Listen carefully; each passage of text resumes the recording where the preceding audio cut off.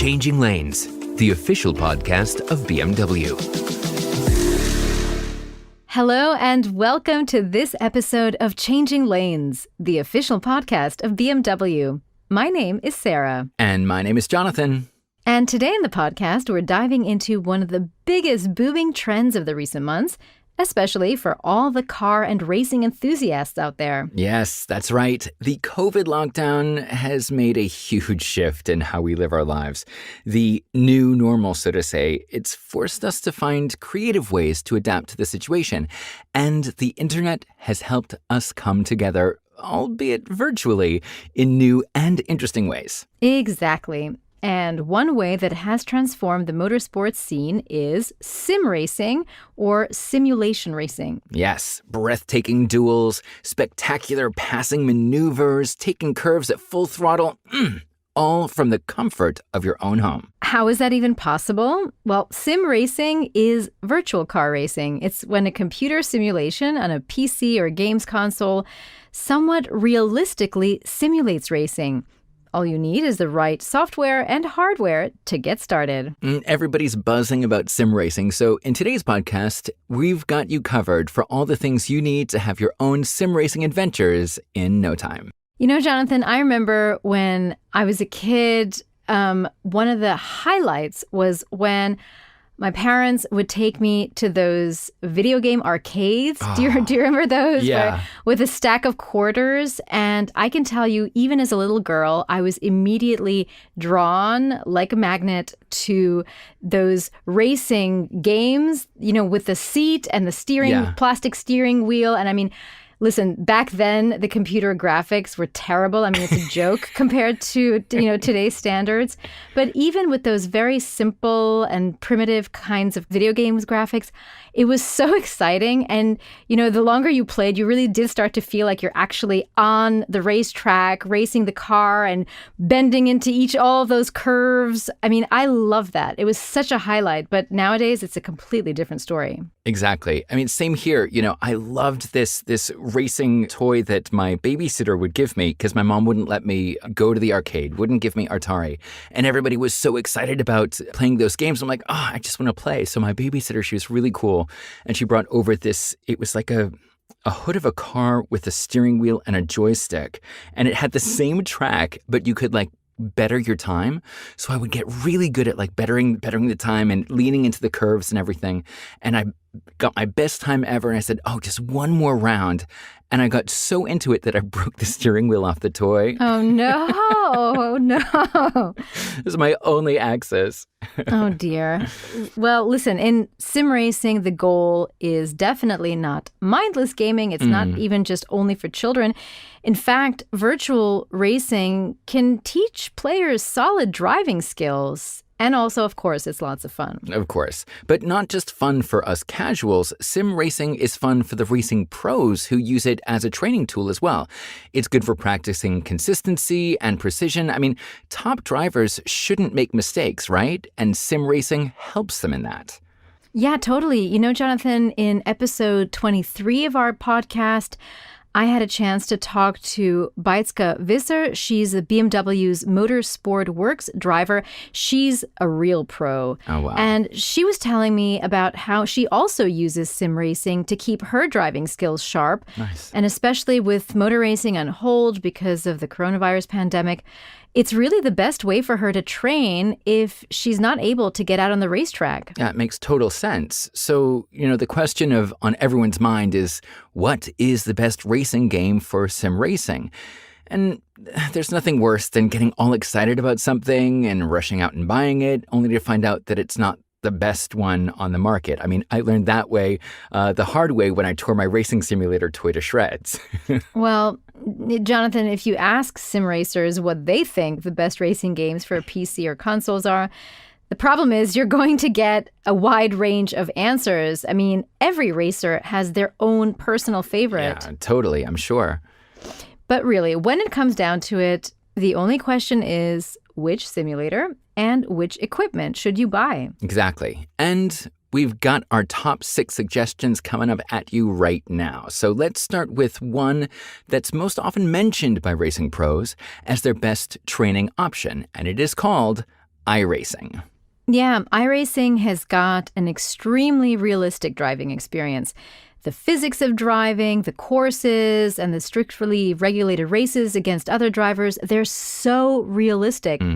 And what sets iRacing apart from the others is its membership model. So that means you pay a monthly subscription fee, and for an additional one-time fee, you can buy extra cars and tracks. So it's probably not the cheapest option, especially if you just want to see if sim racing is the right thing for you, but it's so realistic. Yeah, totally. And, even Jesse Krohn, a BMW GTE driver, said that he decided to go with iRacing because it is just so realistic.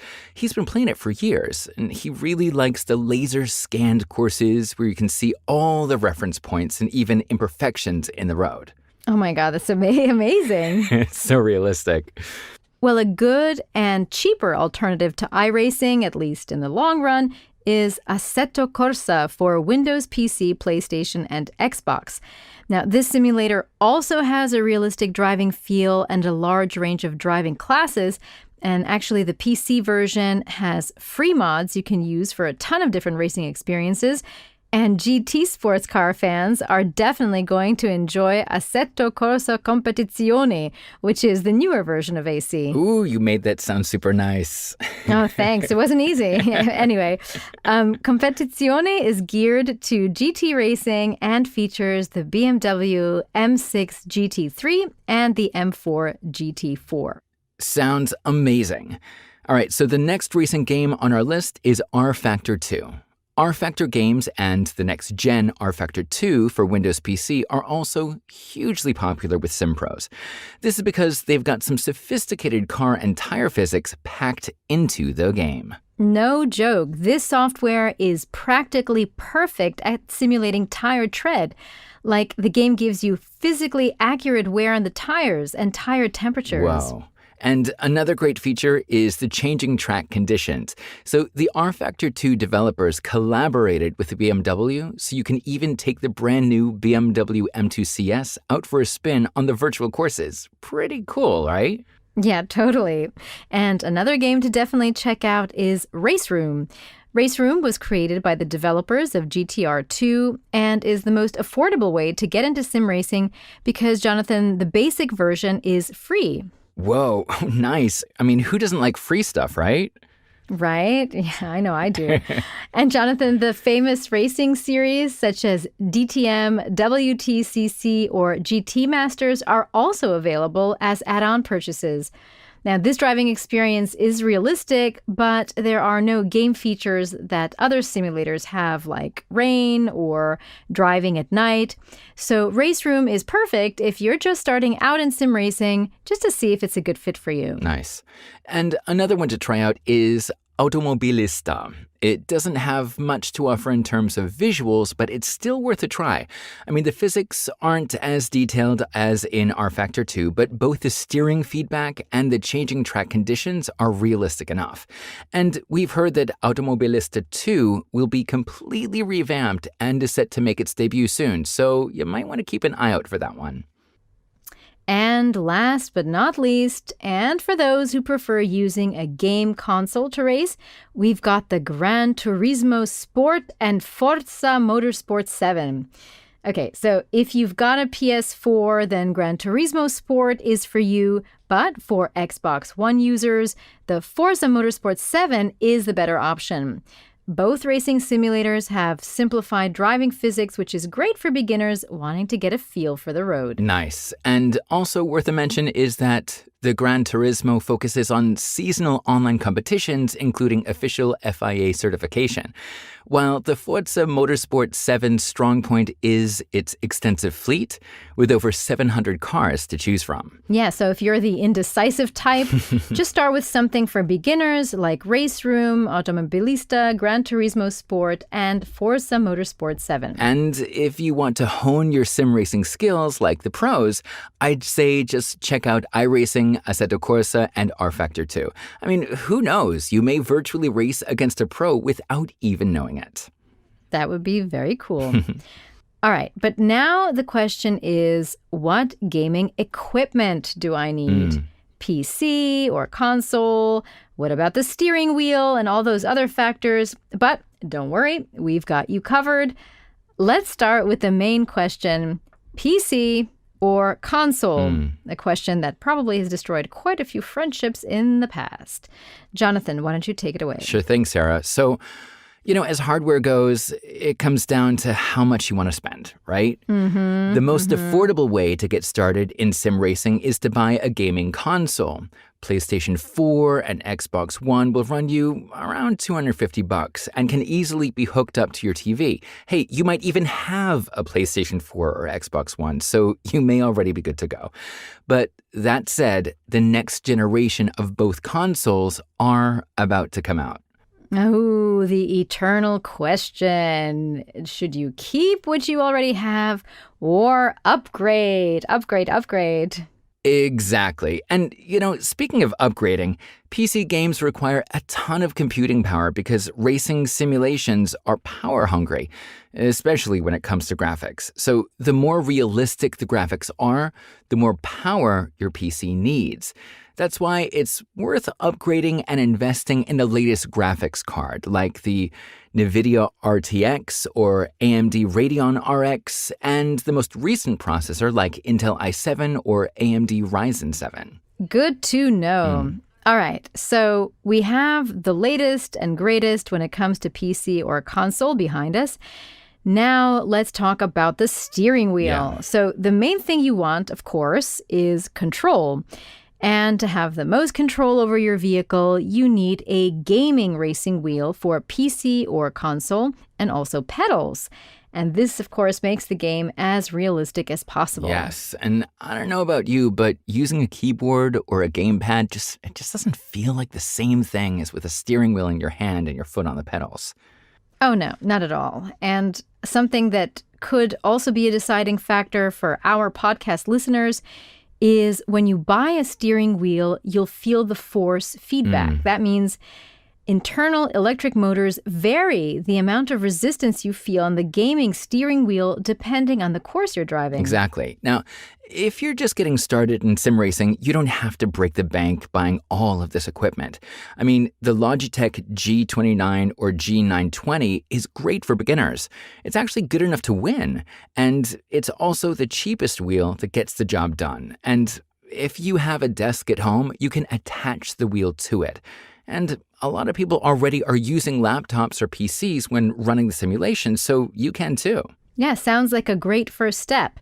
But for those advanced players that really want to put the pedal to the metal, the German company Fanatec offers a wide range of gaming wheels for PC, PlayStation, and Xbox. So a mid-class sim racing wheel will set you back about $500. And Fanatec even offers BMW fans a replica of a BMW steering wheel. Nice. And for the pros, they all use the higher-priced direct drive PC steering wheel. Yeah, obviously. Right? I mean, it gives them a dynamic and realistic driving experience, something that they need because they're pros. Fanatec, SimiCube, Open SimWheel, and SimExperience all have models available in the 4-figure range. Oh gosh, yeah, probably out of range for lots of people. But whatever price category you are aiming for, there always is an option. Yes, but wait, we can't talk about sim racing without one more thing. The pedals. Yes, the pedals, the most underestimated feature. So the higher price modules are excellent at simulating a true-to-life driving experience. You'll definitely feel it in the brakes. And to really get a feel for this, we recommend Club Sport Pedals V3 from Fanatec or the Pro accessories from Heusingfeld. Awesome. All right, so we've got which games to choose. We've got our equipment, but the last question is, how do I set up my home sim racing cockpit just right? That is an excellent question, Jonathan. Attaching your wheel and pedals to your desk isn't the quickest or most comfortable solution, so a racing simulator cockpit, otherwise known as Sim Rig, will help you get set up quickly. It's a racing simulator seat. Like this is an actual seat, right? Yes, an actual seat to which you can securely mount your racing wheel and pedals and optional monitor.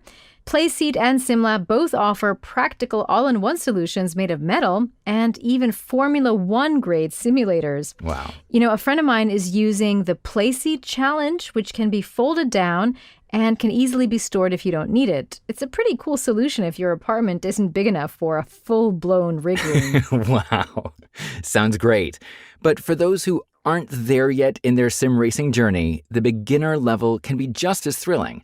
Now, a regular TV screen works perfectly, so you feel immersed in the whole experience. But that said, once you start improving, you'll want to invest in a monitor with a fast response time and a higher number of hertz. Even sim racing champion Martin Krönke recommends a 327-inch monitor setup. He said, when the screens are bigger than 27 inches, the displays are not fast enough. Crazy, right? Mm-hmm. And he also said that a 60 hertz monitor is actually too slow. That's why he uses screens with 144 hertz or more. I mean, this is great to know. So thanks, Martin, for those tips. All right, Jonathan. An interesting alternative to monitors came about a few years ago when racing simulators were first being played with virtual reality equipment. Using Oculus or HTC Vive, you feel like you've been plunked down directly into the cockpit. But, no matter how cool this may feel, there are two drawbacks. One is that the resolution is too low since the screen sits directly in front of your eyes. And two, players often suffer from motion sickness, also known as VR sickness. Oh, no. Yeah, not fun. Not the fun. best experience. So it sounds like a good direction to go in, but maybe not just yet, especially for the people that get that VR sickness. Yeah. Let's wait until VR has everything sorted out before we slip on those glasses, right? And with the expansion of gaming and technology and even VR, who knows where the future of sim racing is going to take us? Yes. And at the end of the day, getting started in sim racing is simple, and it doesn't need to be expensive if you're a smart shopper. But it's important, do be careful. It is a slippery slope, and just a few weeks after getting started, that Fanatec wheel and the complete rig all of a sudden seem pretty necessary. Yeah, totally. And once you've gotten started and want to improve, please make sure to go to BMW.com and search for gaming tips to find an article that might help you get quicker. Well, I can't wait to get started. We've come such a long way since those video arcades in the 80s. I mean, I'm really, really interested in checking out what sim racing is all about nowadays. Exactly. And with these new wheels that are on the market, which are so much better than my babysitter's wheel on that little toy, I don't think I'm going to break the wheel, but you never know. Indeed. So thanks, everybody, for listening to this week's episode of Changing Lanes. If you enjoyed this episode, please make sure to subscribe to our podcast for future episodes. And to dive deeper into all things BMW, do head over to bmw.com to learn more. I'm Jonathan. And I'm Sarah. And this has been Changing Lanes. Thanks for listening.